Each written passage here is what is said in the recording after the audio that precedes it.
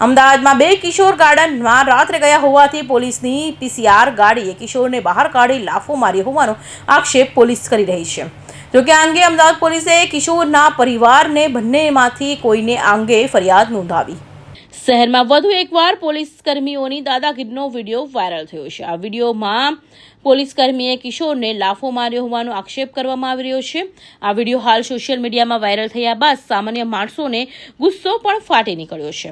બે કિશોર ગાર્ડનમાં રાત્રે ગયા હોવાથી પોલીસની પીસીઆર ગાડીએ કિશોરને બહાર કાઢી લાફો માર્યો હોવાનો આક્ષેપ પોલીસ કરી રહી છે। આ વિડીયો શહેરના વાસણા વિસ્તારનો હોવાનું અનુમાન લગાવવામાં આવી રહ્યું છે। વાયરલ વિડીયોમાં એવું પણ દેખાઈ રહ્યું છે કે પોલીસ અને કિશોરનો પરિવાર એકાબીજા સામે આવી ગયા હતા। પરિવારે પોલીસનો વિડીયો ઉતારતા હતા, જે બાદ પોલીસ પરિવારને કાયદેસર ફરિયાદ નોંધાવવાની પણ ધમકી આપી હતી।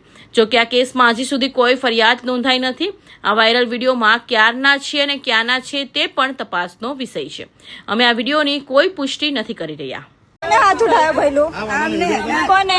तुम्हारा नहीं कोई राइट चल तो सके तो मेरा पर हाथ उठाओ। तुम्हारा कोई राइट नहीं तारा ऊपर तुम्हारा कोई राइट नहीं चल तुम्हारा राइट नहीं चल तो તમે હાથ ઉઠાવવાના બરોબર નહીં। આ છોકરાઓ છે ને રાત્રે શું કરવાયા છે? શું કર્યું? તમારો કાર્ય નહીં બનતો। નહીં બનતો તમે ના પર હાથ નહીં ઉઠાઈ શકતા। સમજ પડી? એક આ સર બે આવ્યા હતા, મારા ભાઈ ઉપર હાથ ઉઠાયો છે આને।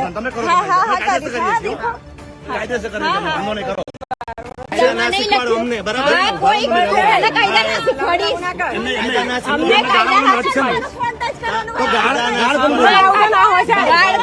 તમારા વિડિયો લીધા એટલે તમારા વિડિયો લીધા। અમદાવાદ શહેરમાં પોલીસનો વધુ એક વિડીયો વાયરલ થયો છે। પરિવારે પોલીસ પર તેમના દીકરાને મારવાનો આક્ષેપ કર્યો છે, તો બીજી બાજુ પોલીસે બે કિશોર ગાર્ડનમાં રાત્રે ગયા હોવાથી પીસીઆર વાનમાં કર્મીઓને કિશોરને બહાર કાઢી લાફો માર્યા હોવાનો આક્ષેપ કરવામાં આવી રહ્યો છે। આ વિડીયોમાં એવું પણ દેખાઈ રહ્યું છે કે પોલીસે કિશોરને માર્યા બાદ તેનો પરિવારે રોષ વ્યક્ત કર્યો હતો। આ સાથે પરિવારે પોલીસની દાદાગીરી કેમેરામાં કેદ કરી તે વિડીયો પણ સોશિયલ મીડિયામાં વાયરલ કરી દીધો હતો।